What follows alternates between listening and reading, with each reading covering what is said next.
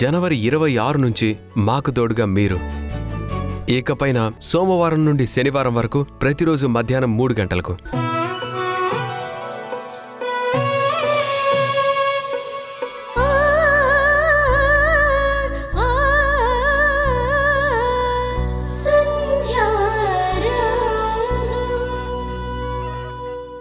ఇంత జరిగిన తర్వాత ఈ ఇంట్లో వింధ్య ఒక్క క్షణం కూడా ఉండడానికి వీల్లేదు. బయటకు పంపించు.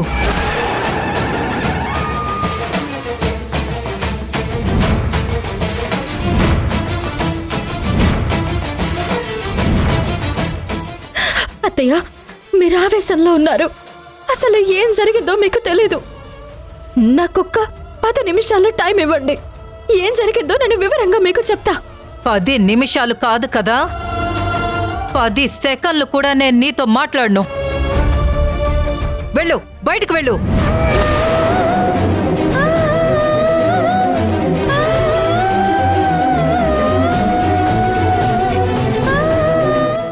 మావయ్య, ప్లీజ్ మావయ్య, మీరైనా అత్తయ్యతో మాట్లాడండి.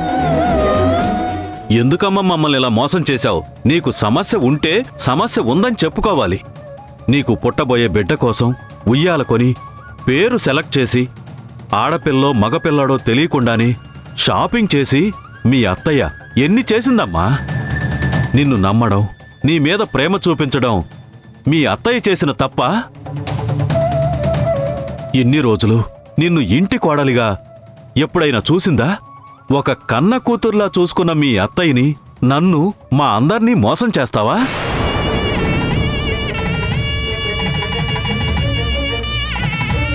నువ్వు చేసిన పని మీద నీకు అసహ్యం వేయట్లేదు?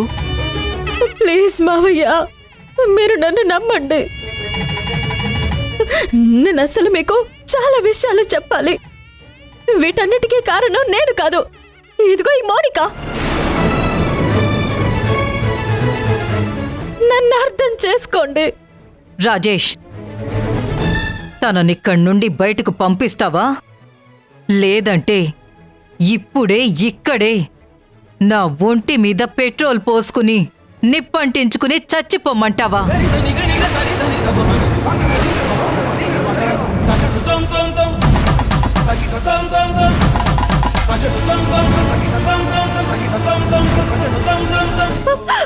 అత్తయ్య, మీరలా మాట్లాడకండి.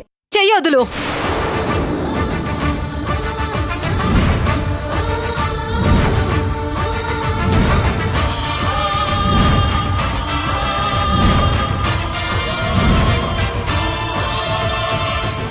నువ్వు నన్ను టచ్ చేస్తుంటే నాకు కంపరంగా ఉంది. అసలు నువ్వు నన్ను అత్తయ్య అని పిలుస్తుంటే నేను తట్టుకోలేకపోతున్నాను. నువ్వు నా ఇంటి కోడలివి కాదు. నేను బతికుండాలనుకుంటే నువ్వు ఇప్పుడే ఈ ఇంట్లో నుంచి, ఈ క్షణమే ఇక్కడి నుంచి వెళ్ళిపో.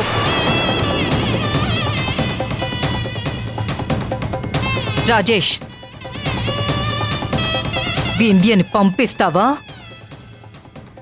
లేక నా శవాన్ని చూస్తావా?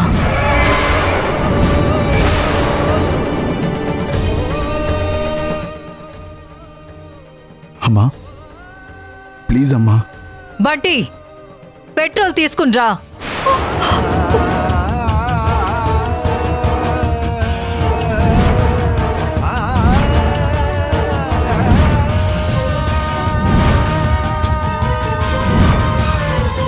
అమ్మా, తొందరపడొద్దమ్మా, నా మాట వినమ్మా. ఒరే రాజేష్, నీకు దండం పెడతాన్రా, ముందు వింజర్ ఇక్కడి నుంచి పంపించేసే. లేకపోతే మీ అమ్మ అన్నంత పని చేస్తుందిరా.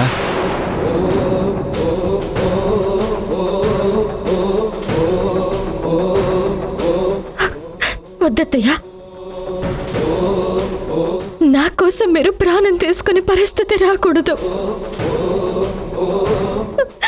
నేను ఇప్పటికే చాలా చాలా తప్పులు చేశాను.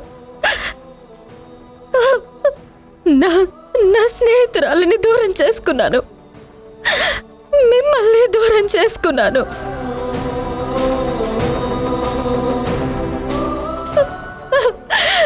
నా జాతకమే ఇంత, నా జీవితమే ఇంత. నేనందరికీ భారం అయిపోయాను.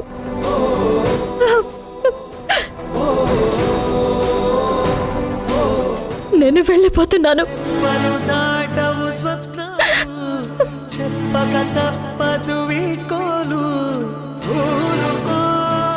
ఇండియా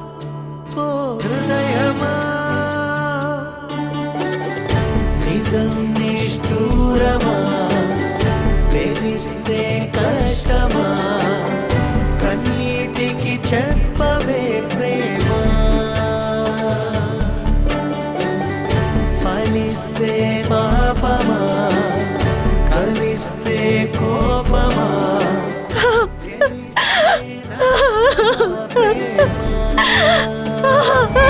ఈ ఇంట్లో వింధ్య ఒక్క క్షణం కూడా ఉండడానికి వీల్లేదు. బయటకు పంపించు. వెళ్ళవే బయటికి.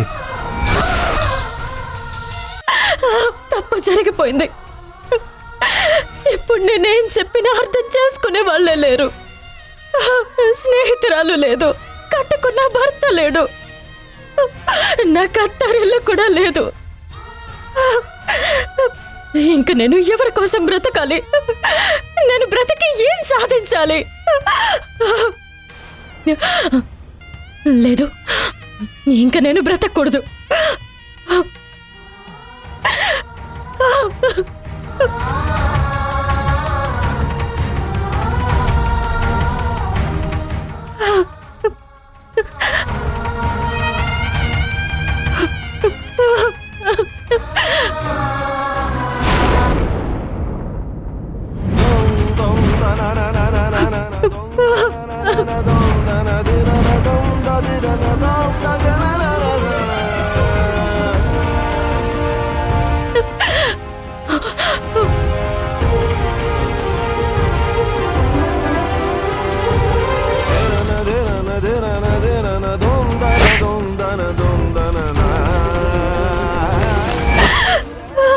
భగవంతుడా,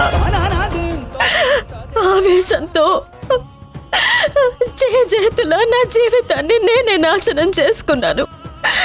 నా సంధ్యని అనరాని మాటలు అన్నాను. మంచేంటో చెడేంటో తెలుసుకోకుండా తన పైన నిందలు వేశాను. నా భర్తతో తప్పుడు సంబంధం అంటగట్టి సంధ్యని నేను ఏడిపించాను. మా అత్తగారు వాళ్లే కాదు, నన్ను ఎవరు కూడా క్షమించరు. ఇక చాలు. వచ్చే జన్మలో అయినా నేను చేసిన తప్పులు, నేను వేసిన నిందలు ప్రాయశ్చిత్తం చేసుకోవడానికి, మా అత్తగారి రుణం తీర్చుకోవడానికి నాకు అవకాశం కల్పించు తండ్రి. సారీ సంధ్య, నాకిక జీవితం మీద విరక్తి కలిగిందే.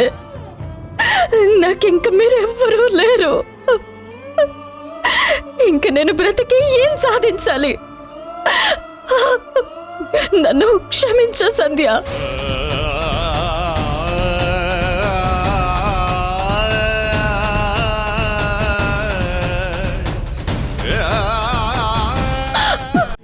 ఈటీవీ ప్రేక్షకులకి నమస్కారం.